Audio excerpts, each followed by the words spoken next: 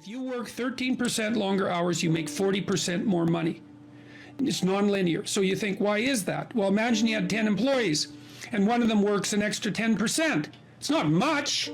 Well, how often is that person going to be promoted? Assuming you have a clue as a boss. It's like you're going to look at the 10 people and you're going to think, oh, that guy's always here like 45 minutes early. It's like, why don't we give him the promotion?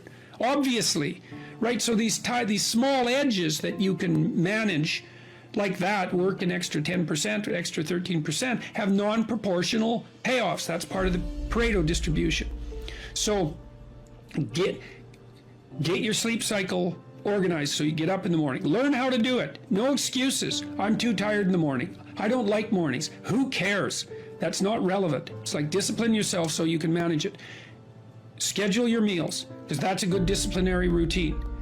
And then learn to use a calendar, like Google Calendar. Most of you, many of you out there, do not use a calendar. Okay, a calendar is not a prison, and it's not a tyrant. Not if you use it properly. A calendar keeps anxiety at bay. It makes sure that you do what you need to do, which is important, because otherwise you fall behind. But if you use it properly, it also helps you plan what you want to do. So I could say, well, lay out your damn calendar and design the days you would like to have. That's what your calendar is for. So you can put in all sorts of things in there you want to do, and that would be good for you. And that's a really good way to start being more industrious. Make a plan. You need a plan for 3 years.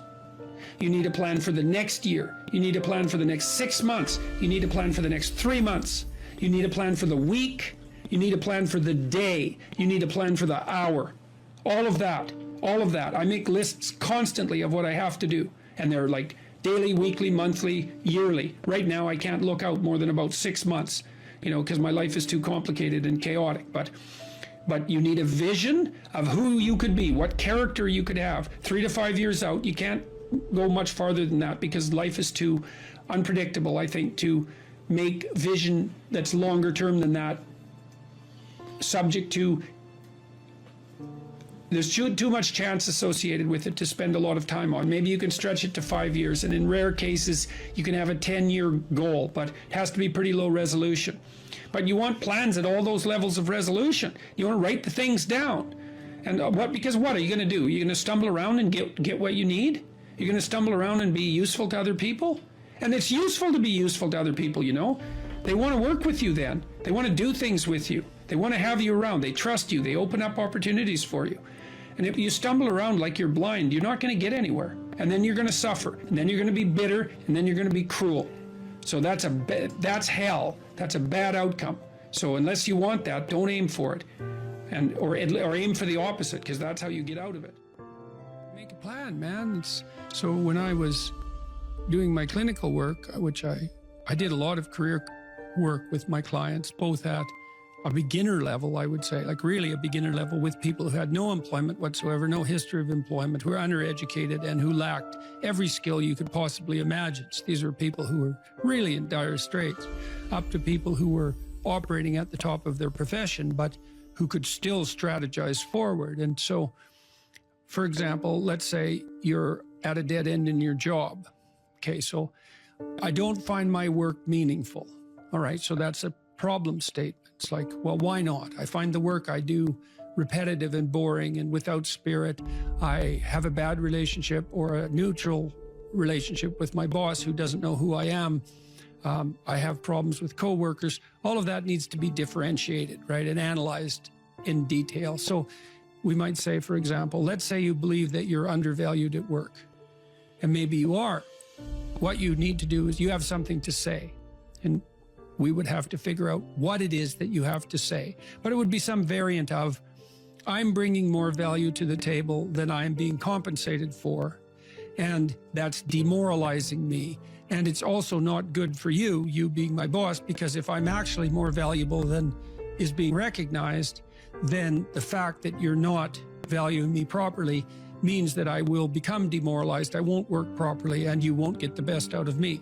So it's bad for both of us. And if your boss is in principle not amenable to such a discussion, then what you should seriously consider doing is finding another job. Okay, so let's say we're going to set you up for this. Okay, this isn't like next week's enterprise, man. This is your life. So the first thing I would ask is, well, do you have your resume or CV in order? Well, I haven't typed it up for 3 years. Well, what do you think about bringing it up? Well, I'm pretty nervous about that because there's some holes in it, and I didn't do so well in college, and I'm kind of embarrassed about my resume. It's like, okay, bring it in. Let's go through it. Let's at least update it. Let's look where the holes are. Let's look at where the inadequacies are as far as you're concerned, right? This isn't my judgment, it's your judgment. Let's walk through those judgments and see if they're warranted, because maybe you're just too guilty and ashamed and self-conscious and anxious, and you're looking at your resume more critically than someone else would, and maybe there's some holes that you need to rectify. You were 2 courses away from your BA and you dropped out or something like that.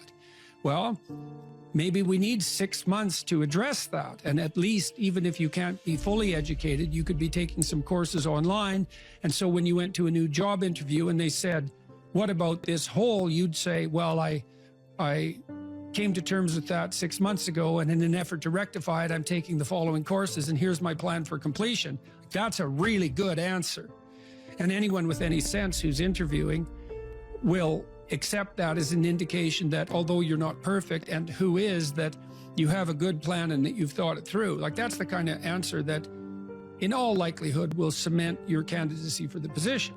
Okay, so now you're going to go to your boss.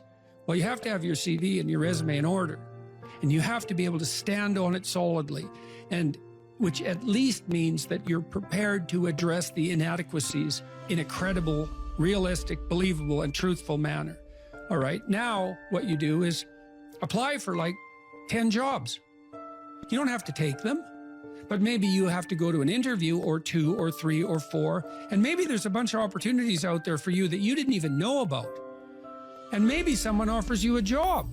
And so now you can go to your boss and say, here's the situation I'm in here at work. Here's my evaluation of the problems in relationship to me. Here's what I could do for you if you gave me a 40% raise and the opportunity to progress, but I'd like to see a plan for that. And I've been looking for other opportunities before conducting this discussion, and I have some. If your boss treats you with contempt at that point and doesn't listen, then perhaps he or she is a little more narcissistic than might be optimal, and it's time to find a new job.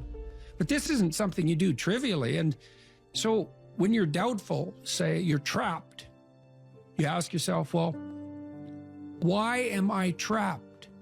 And that's a hard question, right? Because some of it's your own inadequacy, a lot of it. And all of the part of it that you can deal with is your own inadequacy. So even if it's unfair, even if you're hemmed in for any number of reasons, inappropriate, like ethnically predicated oppression, let's say, or maybe you're in a workplace that really is sexist in some fundamental sense. Well, that's not good. It's not just, it's not fair, it's not meritorious, all of those things. And maybe you shouldn't be there.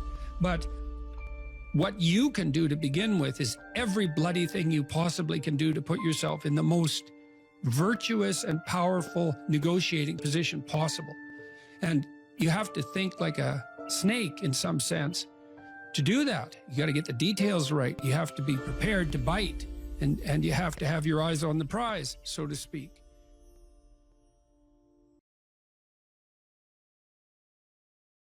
I don't have any aims, and then I say, well, pick the least objectionable of the aims and act it out for a while and see what happens, because sometimes your emotional systems are so fouled up that you have to pretend, you have to act the thing out before you can start to believe it. Life can be meaningful enough to justify its suffering. I thought, God, that's such a good idea. Because it's not optimistic exactly. Some people will tell you, well, you can be happy. It's like, those people are idiots. I'm telling you, they're idiots. There's going to be things that come along that flatten you so hard you won't believe it. And you're not happy then. And so if life is to be happy, well, in those situations, what are you doing? Why even live? But life isn't to be happy. If you're happy, you're bloody fortunate, and you should enjoy it. You should, because it's the grace of God, so to speak.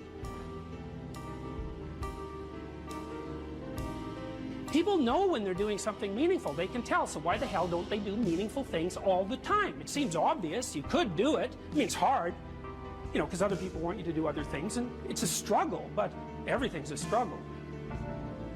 Oh, I get it. I see why. It took me about 10 years to figure this out. People have a choice. Choice number one, nothing you do means anything. Well, that's kind of a drag, right? It's meaninglessness of life and all that, existential angst.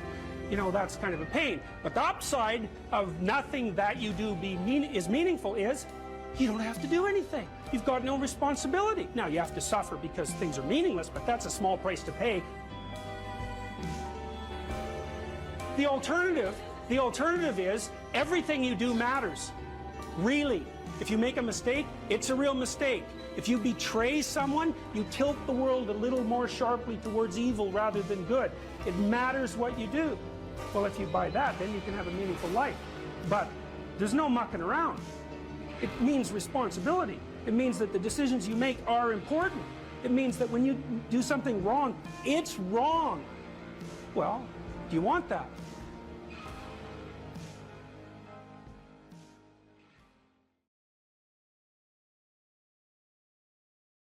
Well, I don't know what to do. It's like, that's okay. Nobody does. Go do something. Do the best thing that you can think of. Put the best plan you have into practice. It's not going to be perfect, and it will change along the way. But it will change partly because you become disciplined pursuing the path. And as you become disciplined, you become wiser. And as you become wiser, you become able to formulate better and better plans. What I learned to do, I think, was to stop saying things that made me weak. I mean, I'm still trying to do that because I'm always feeling when I talk whether or not the words that I'm saying are either making me align or making me come apart. I think alignment is the right way of conceptualizing it, because I think if you say things that are as true as you can say them, let's say, then they come out of the depths inside of you. Because we don't know where thoughts come from. We don't know how far down into your substructure the thoughts emerge. We don't know what processes of physiological alignment are necessary for you to speak from the core of your being. We don't understand any of that. We don't even conceptualize that, but I believe that you can feel that. I decided that I would start practicing not saying things that would make me weak. And what happened was that I had to stop saying almost everything that I was saying. I would say 95% of it. It's a hell of a shock to wake up and realize that, you know, and you might think, well, do you really want all of that to burn off? It's like, well, there's nothing left but a little husk, 5% of you. It's like, well, if that 5% is solid, then maybe that's exactly what you want to have happen. The issue is there are times in your life where you know that the thing that you're saying is not true. It's a deception. It's a lie of some sort, and you're using it to manipulate yourself or another person or the world. And you're also possessed, fully possessed of the idea that you can get away with it. Is mental health genetic, habit, or personality? And how can you improve or master it? Yeah, well, it's all of those things, you know. You might say, well, it's unfair that it's genetic. Well, look, we all have different temperaments, okay? There's 5 dimensions of temperament. Extroversion, that's sensitivity and threshold for positive emotion. Neuroticism, that's sensitivity and threshold for negative emotion. Agreeableness, that's kind of maternal compassion and empathy versus a kind of tough, more individualized, what would you call it? Decisiveness. Yeah, good. Conscientiousness, that's dutifulness, industriousness and orderliness. Openness, that's creativity and interest in ideas. 5 dimensions. Okay. Where you land on those dimensions is determined to a large degree by the genetic lottery.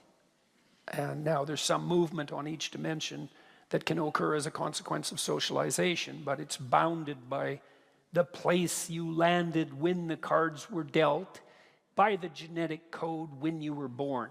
And you might say, well, that's unfair. It's like, well, it's not unfair exactly. It's just, there's a randomness about it within a bounded world. And it's not unfair partly because every advantage comes with a disadvantage. So if you're extroverted, you're social and you're positive, but you're impulsive. And you can tilt towards hedonism, and you can't stand being alone. If you're high neuroticism, well, you suffer a lot of anxiety and pain, but you're pretty sensitive to threat, and you might see danger before anyone else does, and then you don't die. And so, and maybe your children don't either. And if you're agreeable, well, you're compassionate and caring, but you're going to not stand up for yourself very well, and your temptation is going to be bitterness and resentment. If you're conscientious, well, you're orderly and industrious, but you can get obsessive. And if you're creative, well, then you end up with purple hair and nose rings. And I did a study at Harvard in like 1994 when piercing and tattooing started to first emerge on the cultural landscape, because we were trying to find out if it was a marker for psychopathology, which wasn't obvious at that point.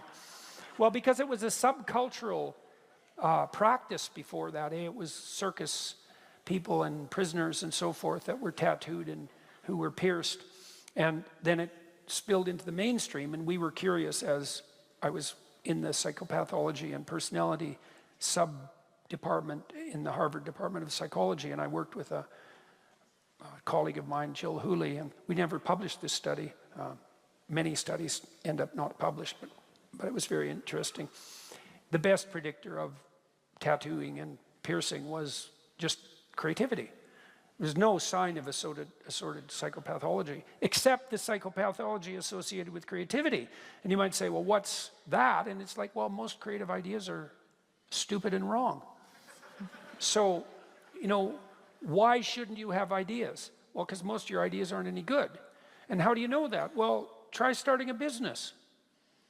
The probability that you're going to fail is extremely high. Most people who end up with a successful business have failed multiple times, because it's very hard to figure out what the market needs this moment. It's really hard, and so you'll flail around trying to hit that target. And if you're creative, you're going to come up with a lot of ideas, but that doesn't mean they're good.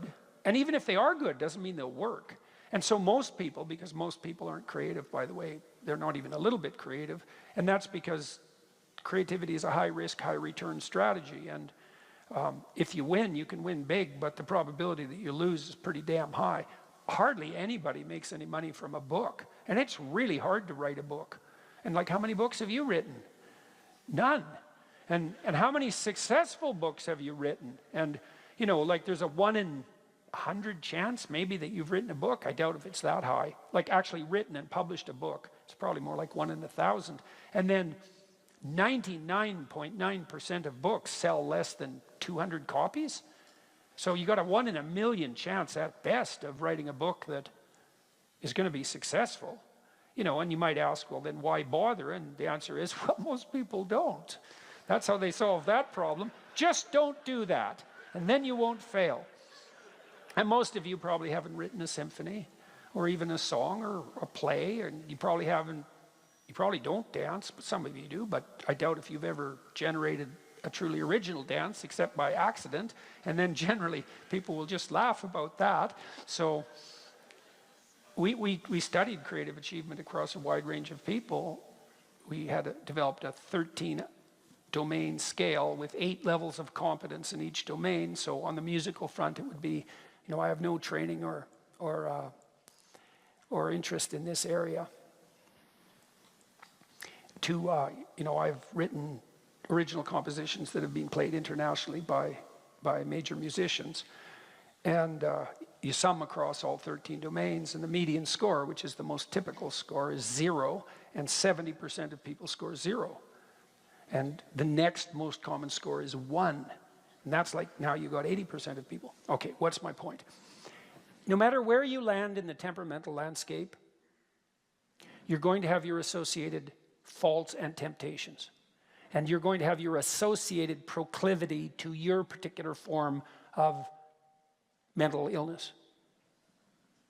So now, that might visit you if you're particularly unlucky, or you might fall into that if you're incautious. But you generally don't get an advantage without an attendant disadvantage. So that's on the genetic front. And then there's environmental variability, for sure.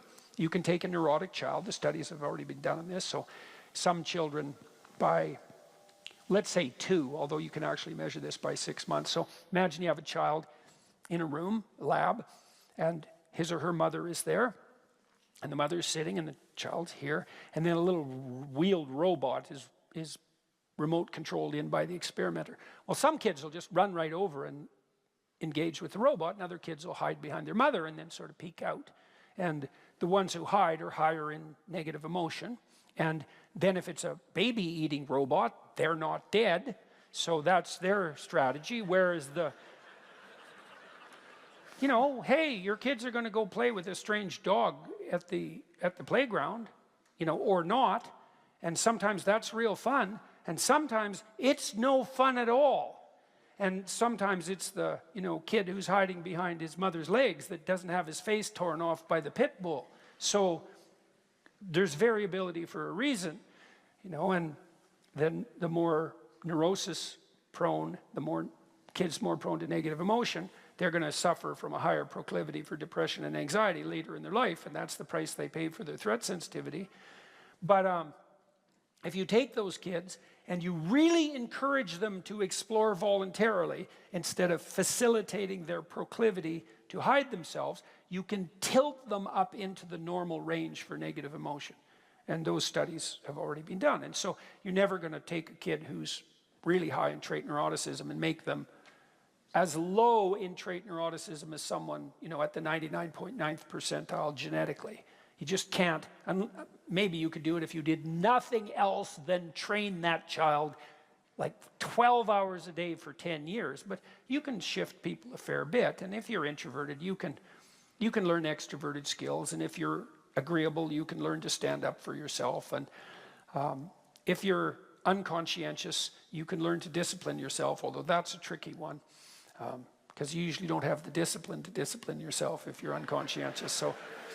So, and then in terms of habit, well, you become what you practice. And so if you're high in neuroticism, it's going to take a lot of practice to get you all calmed down. But that's what you do in psychotherapy with people all the time, because a large number of people who are in therapy have higher than average levels of negative emotion, and you help them become stronger. And the way you do that is by strategizing with them and encouraging them to confront the things that they're afraid of and avoiding, and they become more able and more courageous as a consequence of doing so. And you can shift people quite a lot doing that, and that's what you do when you learn, and that's how you teach kids, and it's the universal mechanism of adaptation. And you try to speed that up in psychotherapy, and you can do that for yourself, you know, like this is a really useful what would you call it? Ritual, routine. So look, you got a goal, and you'll see that as you progress towards the goal, there'll be obstacles that emerge, and some of them you don't want to confront. You're going to shy away from them, you know.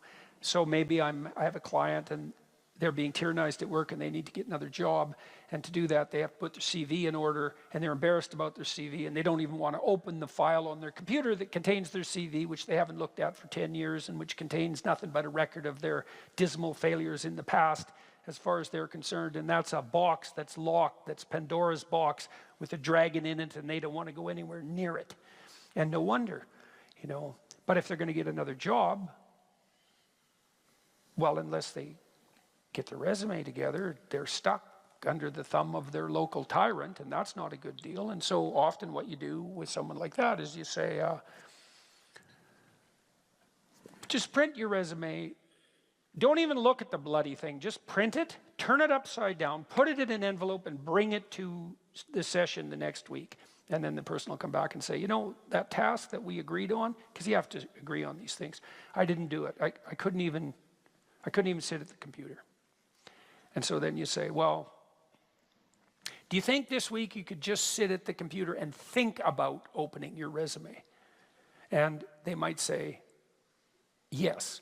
And then they come back the next week and said, you know, I didn't even sit at the computer and think about my resume. So then you say, okay, we'll do it right now. Okay, close your eyes. Okay, now, imagine your computer. Bring it to mind as vividly as you can. All right, now imagine you're walking into your room, and now the goal is to sit at your computer. So now why don't you tell me what happens? So imagine your office. Okay, now you're walking in. Now tell me what happens. You're going to walk towards your computer. Just describe it. First I sit down, Okay, and how are you feeling? relaxed. Oh, well, you're not much help in this particular example. No, you mean terrified out of your skull. Oh, you want me to be terrified? Yeah. Oh, okay. Okay. You didn't say that. She's not very high in neuroticism, by the way, as you can tell because she's married to me. So, okay. So I'm terrified. Okay, so what's happening? Good, good. So what's happening with your breathing? Shallow. Okay, so try to pay attention to your feet for a minute. Okay. They're now, twitching. They're twitching, yes. Okay, so just try to let them kind of sit heavily on the floor. Okay. Now pay attention to your calves and let them relax, and then you walk the person through their body and you say, now pay attention to your breathing, just relax. Now you don't have to do this with people, but it's a good thing for them to learn. Okay, now, so how are you feeling? By the way, you're feeling slightly better. I am feeling slightly better, yeah. Okay, good, good. Now, imagine that you just turn on your computer. Okay, so what happens when you just turn on your computer? You get more nervous. I shallow breathe, yeah. Yeah, okay. So now you get the point, and then you walk the person through turning on their computer and then opening up the dread folder and then reading the title of the horrible dragon resume and then maybe opening it. And then you say, that's good enough for this week. And then maybe the person can go home and just open their damn resume.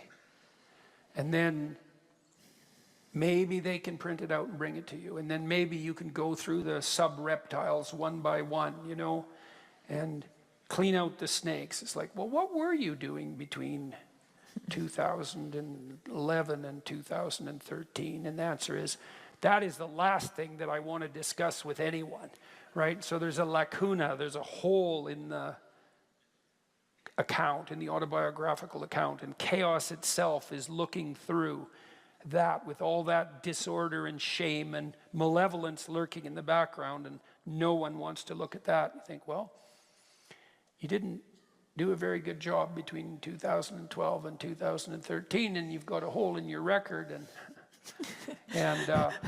we right, and we need to do something about that now. And so, you know, how do we address that so that you have a coherent account of yourself? And look, this could take a good while, right, to put that all back together. That's your whole past, to put that together in a manner that you could confidently bring forward to a new potential employer. But it's worth it if you escape from tyranny and you now have a coherent account of yourself and you've atoned for your past inadequacies, let's say, and you're ready to move forward. And partly what you do in therapy and partly what you should do with yourself is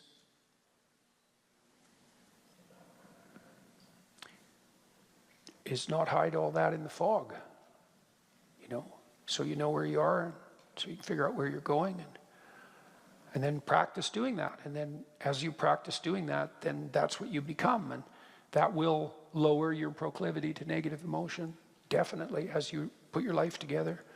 That's why it's useful to order your room. Chaotic room makes you anxious. Why? Too many pathways, man. You walk into someone's room and you think, what the hell is going on here? Maybe that's your teenager's bedroom. And you've pretty much summed it up in the question. It's like, yeah, it's a little slice of hell in that room, you know? And how do you feel when you're there? Like you'd rather be anywhere else. And no wonder, because everything in the room is broadcasting chaos and disorder at you. And so that's another thing I used to do with my clients, typical behavioral maneuver, which is, if you're anxious, organize your surroundings a bit. You know, simplify, declutter, organize bit by bit. Order, habitable order. The habitable order that is good. All of that. It's a recreation of the original Eden, metaphysically speaking. And you can do that very practically, and then you practice that, and that'll sort you out. You know, assuming you're not physically ill. And even then, sometimes, you know, to the degree you can get yourself, right together. Yeah. You know, bit by bit, you'll even push physical illness into abeyance, not least because you decrease your stress response, and that's fight or flight, and fight or flight stress responses inhibit your immune system. And so if you're always in the state of chaos, your immune system is suppressed and you're far more likely to become ill. So you put order in place of accidental chaos and everything snaps into place. And there isn't anything better you can do than that. And there's no limit to how much of that you can do. You know, you start locally. Start with the things that are right in front of you. There's plenty of problems that are right within your grasp. You know, they might seem trivial to you, but they're not, because the things you do aren't trivial. And that's just where you have to start. And then, you know, once you got yourself kind of ordered locally, well, then start making your relationships harmonious. And once you're good at that, then you got a whole group of people around you that are behind you, and then you can expand outward from there. And there's no end to that. That's the opportunity and responsibility. And that's the pathway to meaning. And that's the antidote to suffering. So those are all good things to know. And that's a good place to stop. So that's where we'll stop. Thank you very much, everyone. Thank you. You're welcome. Thank you, everyone. Very nice to see you all.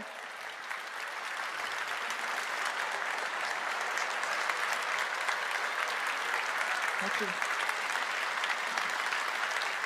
Good night, everyone. Pleasure to be here. Thank you. Thank you, Tim. You're welcome. Good night, everyone.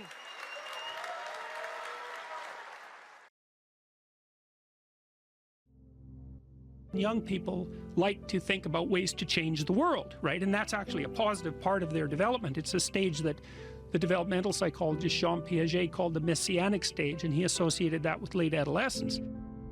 While young people want to change the world, the problem is that that's been harnessed into attempts to change other people. But that isn't what you should do. If you want to change the world, you should change yourself. In the sense that Alexander Solzhenitsyn said when he analyzed the Soviet Union, he said, don't be thinking that the line that divides good from evil runs down political spectrum or countries or something like that. It runs down right down the middle of your soul.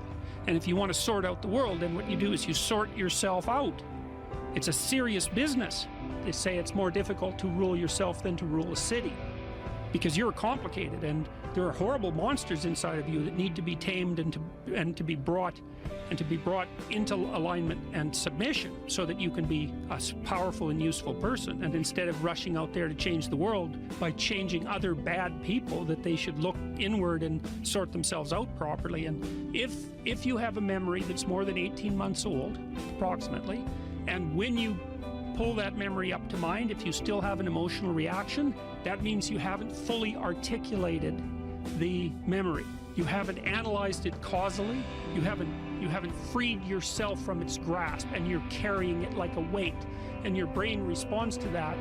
Like the more weight you're carrying like that, more baggage, let's say, the more of the stress hormone cortisol your brain produces. And cortisol makes you old. Divide your life up into 6 epochs. And then divide each of those, that might be, say, birth to kindergarten, and then maybe elementary school, and then maybe junior high school, however you want to do it. And then to write about the emotionally significant events in each of those epochs, and then to describe their effects on you, and then to analyze how you did in those situations, what you might have done differently, what you might do differently in the future, to straighten out your past.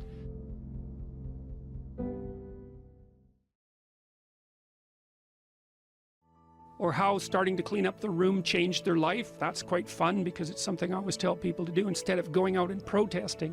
Jesus, I just can't stand Cleaning up that. the room? Yeah.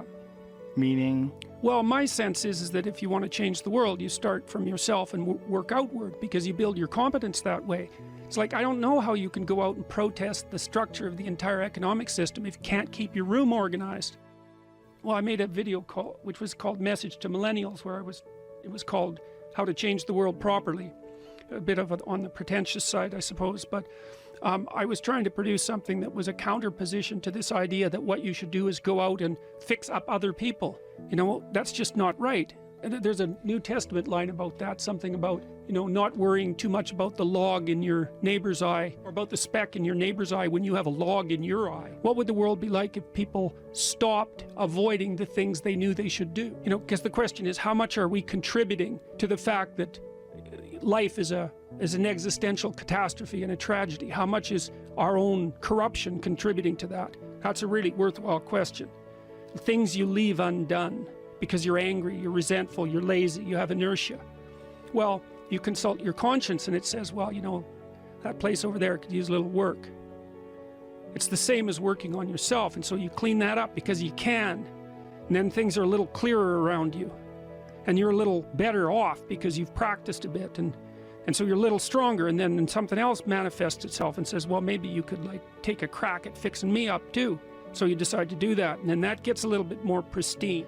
You know, and soon, and it's humble because you're not exceeding your domain of competence. You know, it's like, don't be fixing up the economy, 18-year-olds. You don't know anything about the economy. It's a massive, complex machine beyond anyone's understanding, and you mess with it at your peril. So, and can you even clean up your own room? No. Well, you should think about that. You should think about that.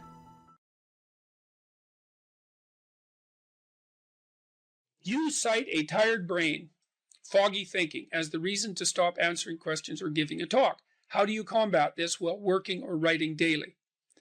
Well, I eat a big breakfast relatively soon on waking.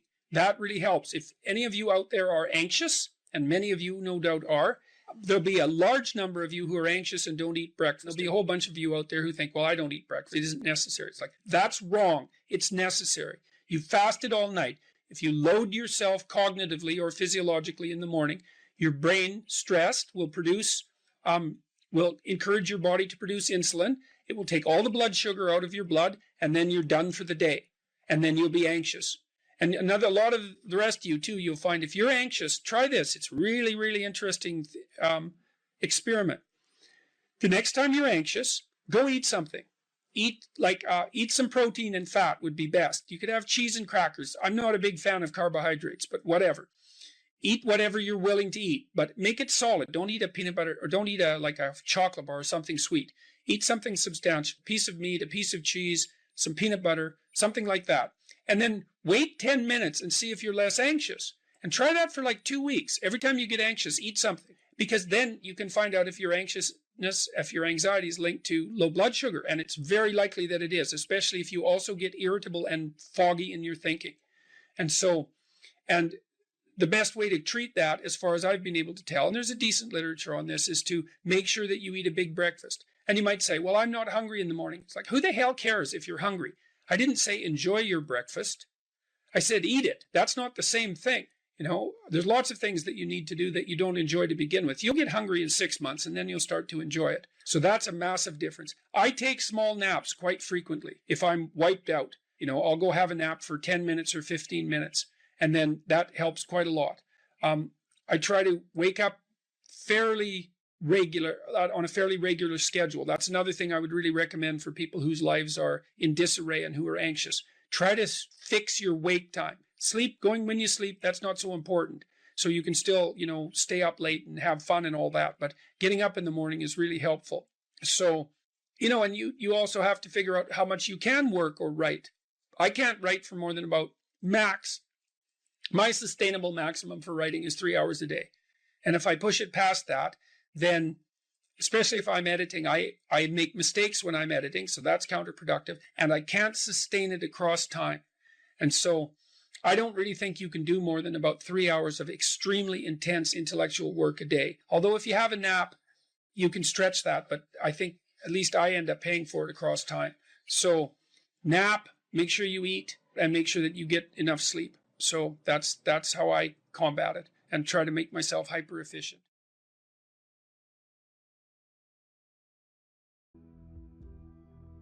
I'll have lots of clients and students who were chaotic in their orientation to life. They didn't know what to do, and they didn't know what to do about not knowing what to do. It's like, I don't know what to do with my life, and I don't know what to do about my ignorance.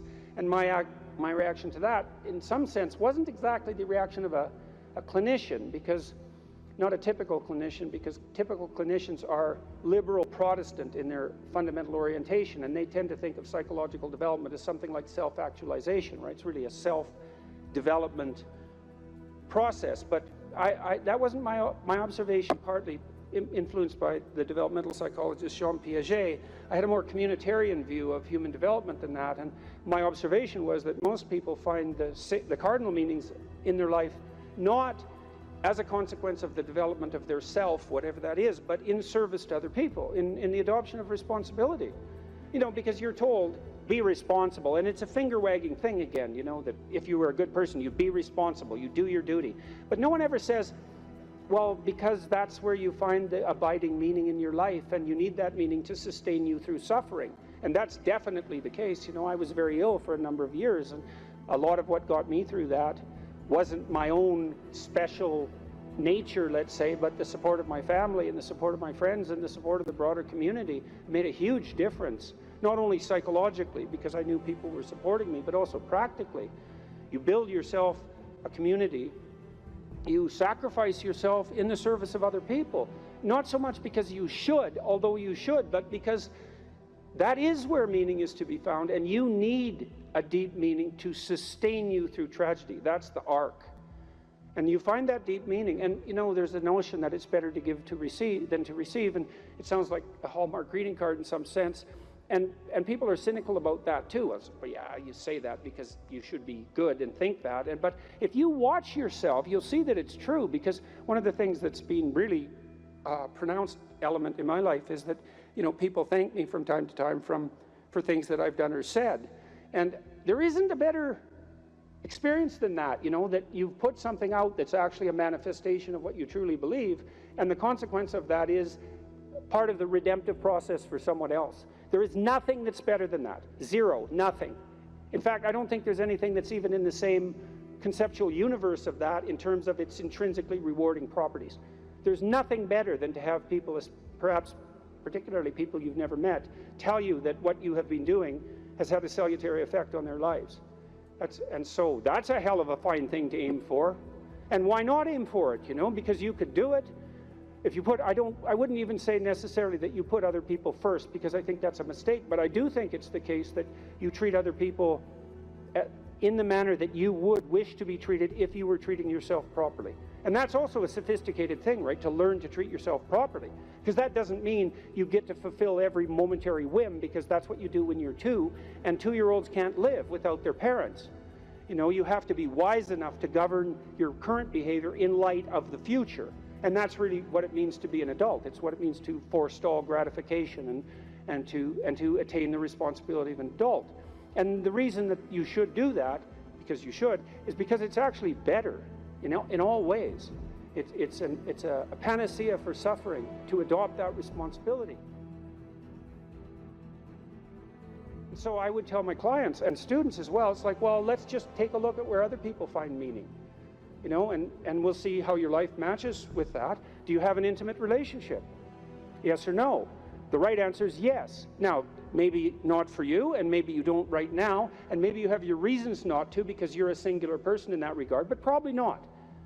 Because that's like a third of life. And so if you don't have that, that might be one of the reasons you're not doing so well. And the fact that you don't have it might be an indication that you're not oriented in the proper direction. Oh, I can give you an example of that. I had many people question me when I was just on tour. This is a question that came up quite rapidly, often in the Q&A sessions. How do I find the right person when I'm dating? How do I find the person who's right for me when I'm dating? And I got that, or on the internet. I got that question like 3 times in a row, and I thought, because I always think this, what about that question? What's wrong with that question? Something wrong with that question. How about, how do I conduct myself so that I am the best possible partner? Now that's a whole different, right? That's a whole different conceptual universe, and virtually no one ever asked that question. And I would say, well, if you want an answer to the first question, which is how do I find the person who's right for me, you actually start by asking the second question, which is, what can I bring to the table for someone else? And if you're really good at bringing something to the table for someone else, hey man, people might be lining up to be your partner. And if they're not, then you might think, well, maybe I'm just not bringing the right thing to the table. And that's worth thinking, especially if you're desperate, you're lost, and you're alone. It's like, maybe I got this wrong. And I usually sort of top that with the suggestion that even if you did find the person who was perfect for you, and they're that perfect, what makes you think they wouldn't take one look at you and run screaming away? And they likely would if they were that perfect, because, really, are you that much of a catch? And if you think you are, that might be part of the problem. So that's one, right? Intimate relationship. So I would say to you at the crossroads, develop a vision for your relationship. There's a gospel saying, which is, of course, impossible to comprehend or believe. Knock and the door will open, ask and you will receive, seek and you will find. And people think, well, no way, the world's not constituted like that. It's like, it goes back to the idea of aim. If you don't aim at it, you're not going to hit it.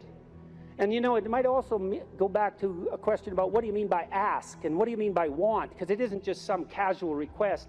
You're praying to God, I wish I could find my wallet, or something like that, as if he's the casual granter of magical wishes, like a fairy with a magic wand. It's not that. Asking means something like this: I am willing to give up everything that I'm doing wrong so that I can put things right, if I could know what right was.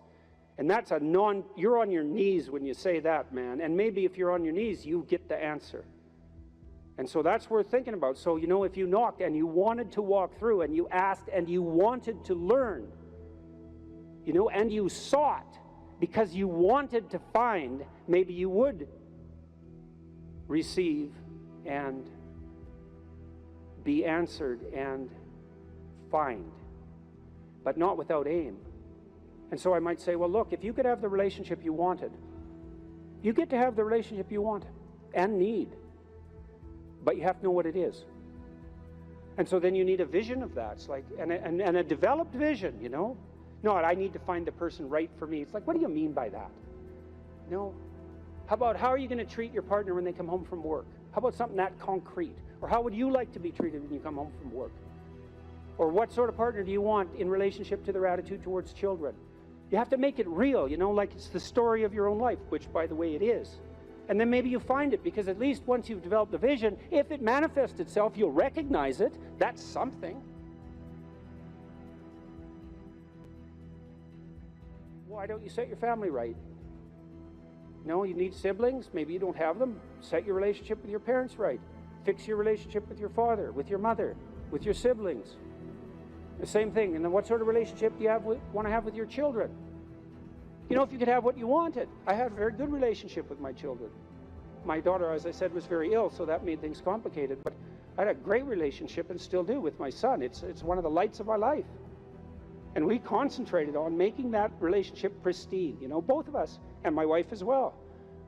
And so imagine, well, I want my son to love me. I want my son to respect me, and vice versa. I want a child who can make mature decisions. I want someone I can rely on. I want someone who other people gravitate towards. Because I can have what I want if I'm willing to make the proper sacrifices. And so that's a good thing. Could you set your family straight? Well, you need a job or a career. So what can you offer, and what can you bring the world in that regard? And then I would say, well, if you're thinking about career success in this Tower of Babel manner, then that's a temptation. But you might think, well, how much good could I do if I had the opportunity in the shortest possible period of time, if I went all in? And then there's an aim, man, there's an aim. And then you might think, well, what would that look like? If I was a light to my community, if I was a light to the people I work with, who would I be if I was like that? And then you can conceptualize that, and you can see when you deviate from it, and why couldn't you correct for the deviations and move towards that?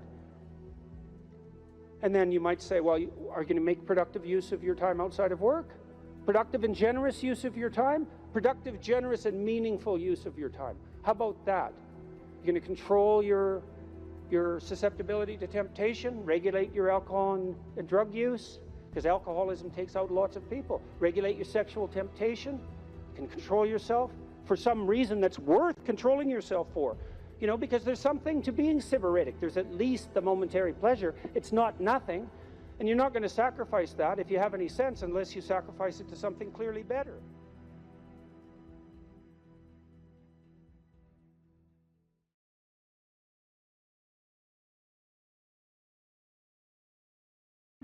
Let's say you want to become who you could be in the fullest sense. So let's say you're someone who's going to solve some serious problems. Okay, the first thing you have to do is admit to the seriousness of the problems. That's no joke. And so the first thing is just the terror of the problem itself. And that's enough to paralyze you, right? And that's the Hydra, that's the Gorgon with the head of snakes. It'll paralyze you and turn you to stone. That's the basilisk in the Harry Potter series. You look at it and it turns you to stone and lurks underneath everything, right? And it's malevolence and tragedy. And so there's that. And then the next is, well, you're going to take responsibility for that? You're really going to do that, are you? That's a hell of a load, man. And so it's daunting to even consider that. And then there's the discipline and responsibility that necessitates, which is also daunting. It's like, oh my God, the problem's that serious. I'm really going to have to get my act together in order to not contribute to it, much less solve it. And so the problem is terrible. And then the solution is daunting. But the upside of that is like, well, there isn't anything better to have than a problem that's worth solving, like that's really worth solving, right? And so the more of that you take on, the more you have a reason to get out of bed in the morning, no matter what. Like, I'm getting up, I'm trudging forward. Doesn't matter what I'm suffering from. I've got things that need to be done. They're necessary. And that gives you that sense of purpose that is the antidote to bitterness. Okay, well, let's say you want your life to be meaningful. It's like, okay, then what you do matters. It actually matters. Or how starting to clean up the room changed their life. That's quite fun because it's something I always tell people to do instead of going out and protesting. Jesus, I just can't stand that. Cleaning up the room? Yeah. Meaning? Well, my sense is that if you want to change the world, you start from yourself and work outward because you build your competence that way. It's like, I don't know how you can go out and protest the structure of the entire economic system if you can't keep your room organized. Well, I made a video call, which was called Message to Millennials, where it was called How to Change the World Properly. A bit of it on the pretentious side, I suppose, but I was trying to produce something that was a counterposition to this idea that what you should do is go out and fix up other people. You know, that's just not right. And there's a New Testament line about that, something about, you know, not worrying too much about the log in your neighbor's eye, or about the speck in your neighbor's eye when you have a log in your eye. What would the world be like if people stopped avoiding the things they knew they should do? You know, because the question is, how much are we contributing to the fact that life is an existential catastrophe and a tragedy? How much is our own corruption contributing to that? That's a really worthwhile question. The things you leave undone because you're angry, you're resentful, you're lazy, you have inertia. Well, you consult your conscience and it says, well, you know, that place over there could use a little work. It's the same as working on yourself, and so you clean that up because you can, and then things are a little clearer around you, and you're a little better off because you've practiced a bit, and so you're a little stronger, and then something else manifests itself and says, well, maybe you could like take a crack at fixing me up too. So you decide to do that, and then that gets a little bit more pristine, you know, and soon, and it's humble because you're not exceeding your domain of competence. You know, it's like, don't be fixing up the economy, 18-year-olds. You don't know anything about the economy. It's a massive, complex machine beyond anyone's understanding, and you mess with it at your peril. So, and can you even clean up your own room? No. Well, you should think about that. You should think about that. What could you do to improve yourself? Well, let's step one step backwards. The first question might be, why should you even bother improving yourself? And I think the answer to that is something like, so you don't suffer any more stupidly than you have to. And maybe so others don't have to either. It's something like that. You know, like there's a real injunction at the bottom of it. It's not some casual self-help doctrine. It's that if you don't organize yourself properly, you'll pay for it, and in a big way, and so will the people around you. Now, and you could say, well, I don't care about that, but that's actually not true. You actually do care about that, because if you're in pain, you will care about it. And so you do care about it, even if it's just that negative way, you know. It's very rare that you can find someone who's in excruciating pain who would ever say, well, it would be no better if I was out of this. It's sort of pain is one of those things that brings the idea that it would be better if it didn't exist along with it. It's incontrovertible. So you get your act together so that there isn't any more stupid pain around you than necessary. Well, so then the question might be, well, how would you go about getting your act together? And the answer to that, and this is a phenomenological idea too, it's something like, look around for something that bothers you and see if you can fix it. So now you think, well, let's say you go into you can do this in a room. It's quite fun to do it just when you're sitting in a room, like a room, maybe your bedroom. You can sit there and just sort of meditate on it and think, okay, if I wanted to spend 10 minutes making this room better, what would I have to do? And you have to ask yourself that, right? It's not a command, it's like a genuine question.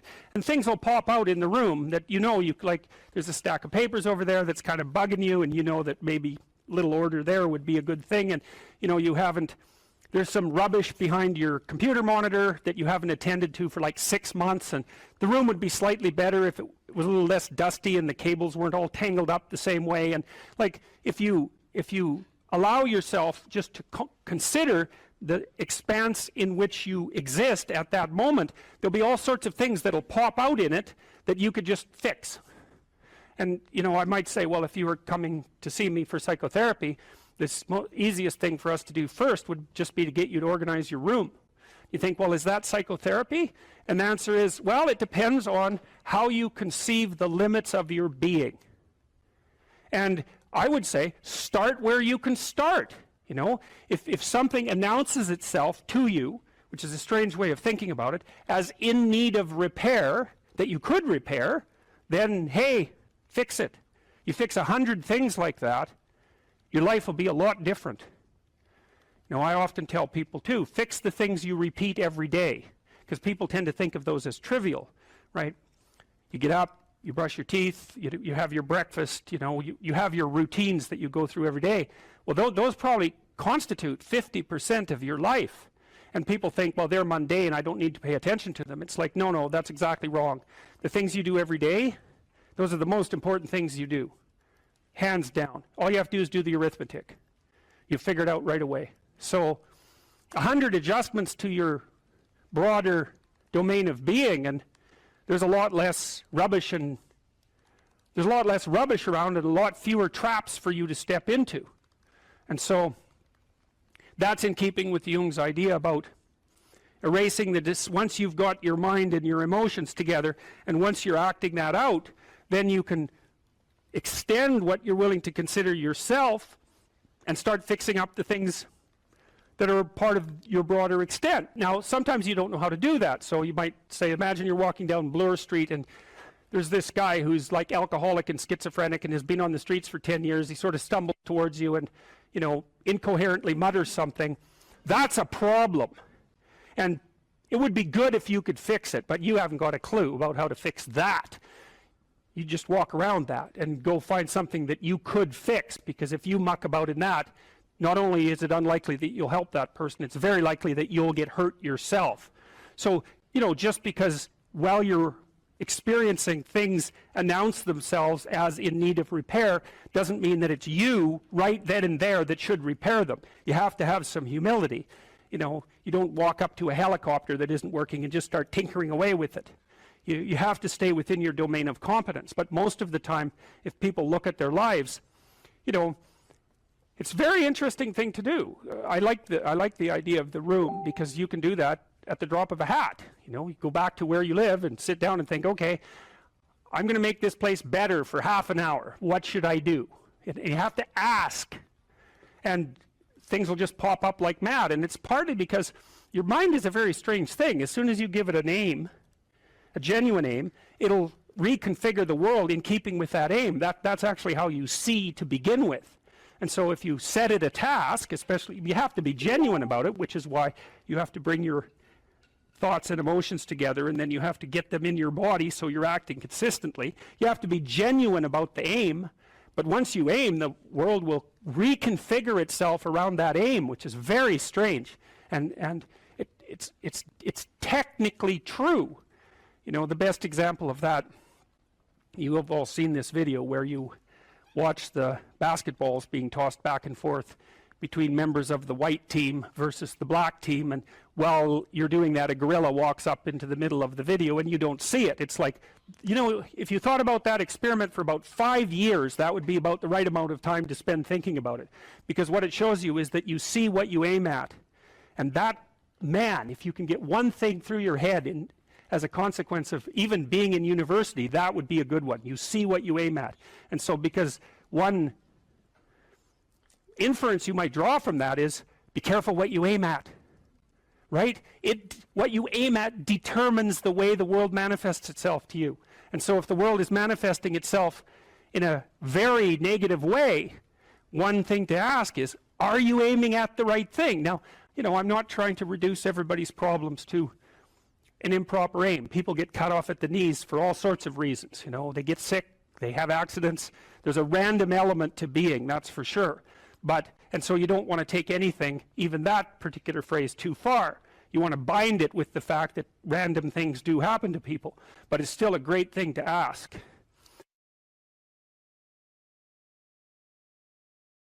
I wouldn't consider myself either naive or particularly optimistic person. I don't think I'm either of those. But this isn't actually an idea. This is one of the only ideas that I've ever found that I really believe to be rock solid. I actually think that it's true. And it's very optimistic, because it says you can use your sense of meaning to calibrate your progress through life. But there's rules. You have to aim at the highest possible good that you can conceive. Now, and that's subject to update, because what the hell do you know? But you start by aiming at the star you can see rather than the dimmer one that you can't yet perceive. And then you decide that you're going to do that honestly, right?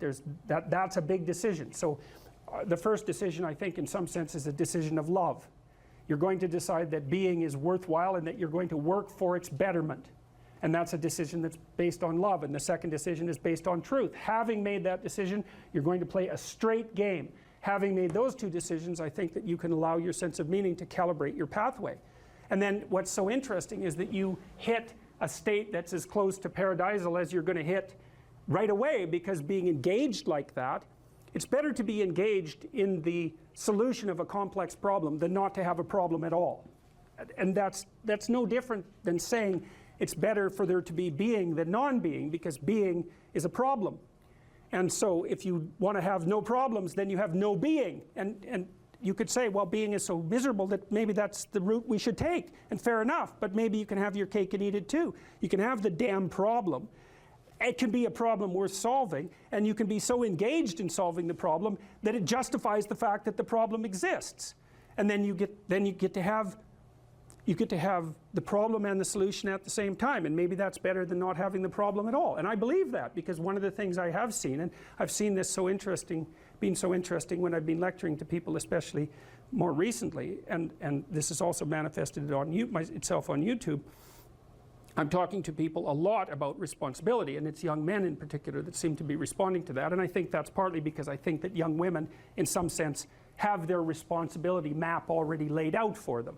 It's also less voluntary in some sense for women, because they have more complicated problems to solve in the first part of their life, right? Because they have to get the family problem solved. But whatever. I've been talking in a very delineated manner about responsibility, which is a strange thing to sell to people, but responsibility is what gives your life meaning. And so then you might say, well, then take on ultimate responsibility. And what happens? You have an ultimately meaningful life. And then you might say, well, if your life is ultimately meaningful, doesn't matter if it's punctuated by tragedy or even predicated on tragedy. It's worth it. And I think that's true. And everything I've seen indicates to me that's true. Every time I get my clients to take on more responsibility, you know, and it isn't an injunction. You're a bad person, you should take on responsibility. It has nothing to do with that. You can define the damn responsibility. It isn't something that someone else should impose on you. It's not a matter of doing what you should do in some abstract manner. It's not that.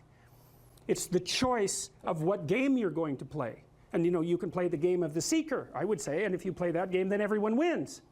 And it's the best game you can play. And so the answer, in some sense, to the tragedy of life, to the catastrophe of life, to the fall, is to adopt the responsibility of mortality that goes along with that, and to play that game maximally. And paradoxically, it's in the willingness to do that that the solution emerges. And I don't, you know, I have done my best with every single thing I've talked to you guys about. I have done my best to do what Dostoevsky does in his novels, which is I make a proposition and then I spend months or years trying to figure out if I can take the bloody thing apart, if there's something wrong with it, because I want to find out. I want to hit it with a hammer and see if it breaks. And what I've been trying to do is to tell you all the things that I've gathered, let's say, or laid out or articulated or discovered over the last 30 years that I have not been able to break with the biggest hammer that I could take to them. And I guess that's the fundamental one, is that I believe that the idea that lurks in these images, derived from very different cultures, it's the same idea. Life is suffering. Right. Indisputable. What do you do about that? You voluntarily accept it and then strive to overcome the suffering that's a consequence of that. And you do that for you, and you do that in a way that makes it better for other people. And then that works. And one question might be, well, how well does it work? And the answer is, the only way that you can find out is by trying it. That's it. That's the existential element of it. The proof is to be derived by the incarnation of the attitude in your own life. No one can tell you how it will work for you. It's the thing that your destiny is to discover that. And you have to make the decisions to begin with. It's like, because you can't do this without commitment. You have to commit to it first. That's the act of faith that Kierkegaard was so insistent upon. You have to say, I'm going to act as if being is good. I'm going to act as if truth is the pathway to enlightenment. I'm going to act as if I should pursue the deepest meaning possible in my life. And there's reasons to do none of those. They're real reasons. So it's really a decision. But you can't find out what the consequence of the decision is unless you make the decision. I think the same thing happens when you get married, by the way. So if you think you might leave, you're not married. And then you think, well, the marriage didn't succeed. It's like, well, maybe you were never married. Because the rule is, you don't get to leave. And there's a reason for that rule. Now, I'm not saying that there aren't situations where there should be exceptions made for that. That's not the point. The point is that there's some games you don't get to play unless you're all in. And the other thing that's so interesting about being alive is that you're all in. No matter what you do, you're all in. This is going to kill you. So I think you might as well play the most magnificent game you can while you're waiting. Because do you have anything better to do? Really? Why not pick the best thing possible that you could do? Why not do that? Maybe you could justify your wretched existence to yourself that way. I think you could. That's what it looks like. You know, people find such meaning in the responsibilities they adopt, it stops making them ask questions about what life is for. If you have a newborn child, for example, like, unless you're really in a bad way, psychotically depressed, or maybe your personality really needs some retooling, you stop thinking about anything but ensuring that that baby is doing well. And if someone comes along and asks you an existential question about your commitment to that, the right response is, why are you asking me such stupid questions when this is manifesting itself right in front of your eyes? Like, how blind can you be? That isn't a time for questions about the meaning of life. The answer is right in front of you. And if you can't see it, it's not because life has no meaning, it's because you're blind. I mean, that's what the image of the Virgin Mother and the child is all about. It's like, what's the answer to the meaning of life? Here's an answer. It's like, well, I'm going to criticize that. Well, go right ahead.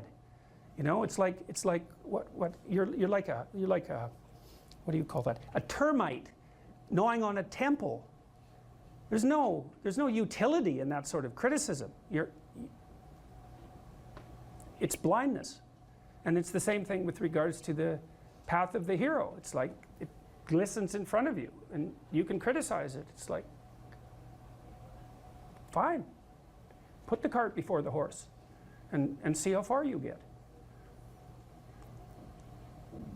So I thought, to bring full closure to the class, I was trying to solve this terrible puzzle that confronted me and many other people about how it was that human beings got themselves in such a tangle about what they believed. Such a tangle that we were pointing the ultimate weapons of destruction at one another, which, by the way, we are still doing. And I thought, okay, well, I understand that. We need our belief systems. They orient us. And that means there will be conflict between belief systems, and that can be a catastrophe. And that's being played out everywhere, again, in very many ways. What's the solution to that? Well, one possibility is there's no solution. It's just mayhem all the way around. Could be the case. But it seemed to me, as I delved into it, that the proper solution to that was to live properly as an individual, because you're more powerful than you think. Way more powerful than you think. I mean, God only knows what you are in the final analysis. You're blind to your own weaknesses, but you're also blind to your own strengths. And so then I think, well, if you got your act together, it'd be better for you, and instantly it would be better for your family, assuming they wanted you to get your act together, and not everyone does, and then it would be better for the community. It's like, how far could you take that? If you stopped wasting time, and if you stopped lying, and if you oriented yourself to the highest possible good that you could conceive of, and you committed to that, how much good could you do? Well, I would say, why don't you find out? So that's what I think you should do. You should find out. You don't have anything better to do. And there's nothing in it, as far as I've been able to tell, there's nothing in it but good. So maybe you could sort yourself out so that you wanted nothing but the good. And then maybe you could help make that manifest in the world. And maybe we wouldn't have all these terrible problems then. At least we'd have fewer of them, and that would be a start. So it's the answer to the problem of humanity is the integrity of the individual. That's the answer. So, and states that are predicated on that realization are healthy.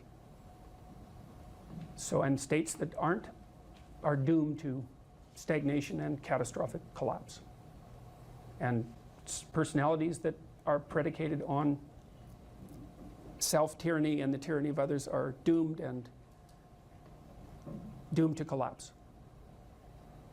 So, and then you think, well, what's the barrier? And the barrier is, are you willing to accept the responsibility? And part of the answer to that is, reduce the damn responsibility until it's tolerable. You don't have to fix everything at once. You could just start by fixing the things that you could fix. Or you could even do it more.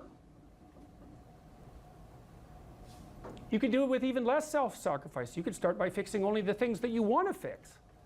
God, you can get a massive way that way. So do it. See what happens. That's what you should have been taught in university right from the beginning. It's like, aim at the highest good. Tool yourself into something that can attain it. And go out there and manifest it in the world. And everything that comes your way will be a blessing. And so all you have to do is give up your resentment and your hatred. I know that's a hard thing to give up because you have plenty of reason for it. That's probably a good place to stop. So it was a pleasure. So let me bring in another chapter that nobody ever asks about, which is chapter 4 on puberty.